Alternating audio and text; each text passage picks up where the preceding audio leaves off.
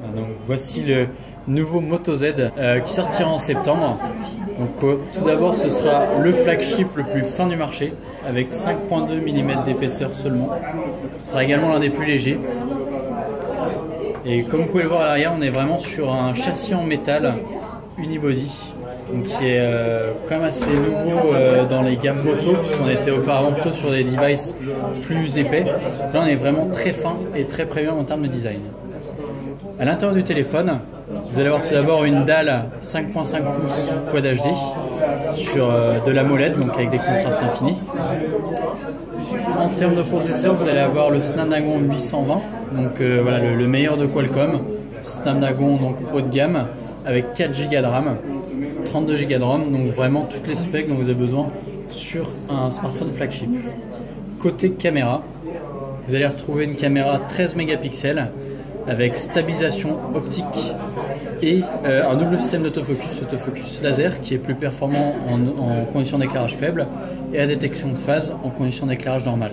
Dans tous les cas, vous aurez la meilleure rapidité en termes d'autofocus. En frontal, vous allez avoir du 5 mégapixels avec grand angle et flash.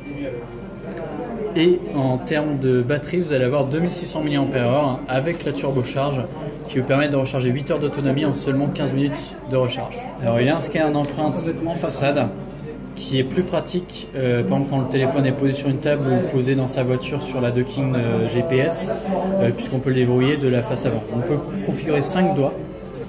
Notre plateforme modulaire, on n'est pas les premiers à en lancer une, elle a pour vocation d'être centralisée sur l'utilisateur.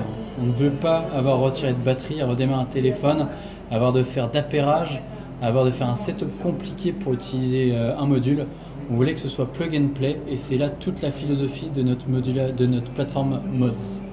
Je vais faire une démo simple avec le module haut-parleur développé par JBL qui permet de façon très fluide d'avoir une expérience son améliorée. Donc là je suis sur le speaker du téléphone, j'ai juste à rapprocher les deux modules et le son passe sur le module speaker. C'est un son quoi? Stéréo? C'est un son stéréo 6 watts ça a été développé par JBL pour nous. Donc il y a une batterie intégrée qui permet 6 heures d'écoute sans toucher la batterie du téléphone. On constate par exemple quand on se déplace beaucoup en hôtel, dans les hôtels, quand on est un businessman ou alors qu'on est avec ses amis, qu'on loue un Airbnb et qu'on veut voir les vidéos de sa journée. Par exemple si je suis au ski, que je loue un chalet, je veux regarder mes vidéos sur un écran 70 pouces. Maintenant c'est possible, j'ai juste à plugger le module projecteur, à l'allumer. J'ai un bouton power ici. Et je peux bénéficier donc d'une vraie expérience vidéo à partir de mon mobile.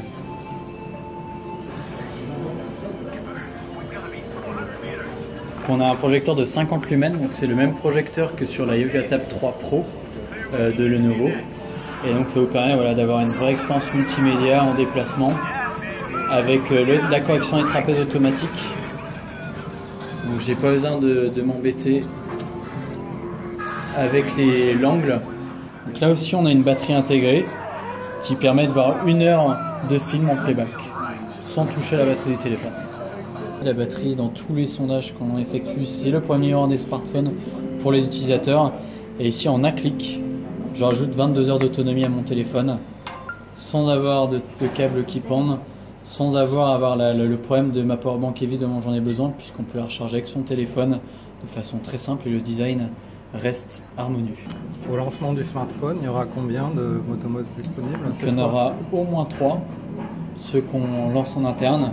Après, vu qu'on est sur une plateforme ouverte, c'est là toute la beauté du concept Motomod, c'est qu'on est sur une plateforme ouverte, on libère le SDK et le HDK pour que n'importe quel développeur, n'importe quelle entreprise puisse créer des modules. Ça peut aller d'un écran Link à un lecteur de carte bancaire, une caméra, un docking pour mettre dans la voiture pour éviter d'avoir à brancher son téléphone, du biométrique, par exemple, avec prendre les données sanguines en un clic. Il y a vraiment plein d'opportunités disponibles et de possibilités, hein, c'est vraiment illimité.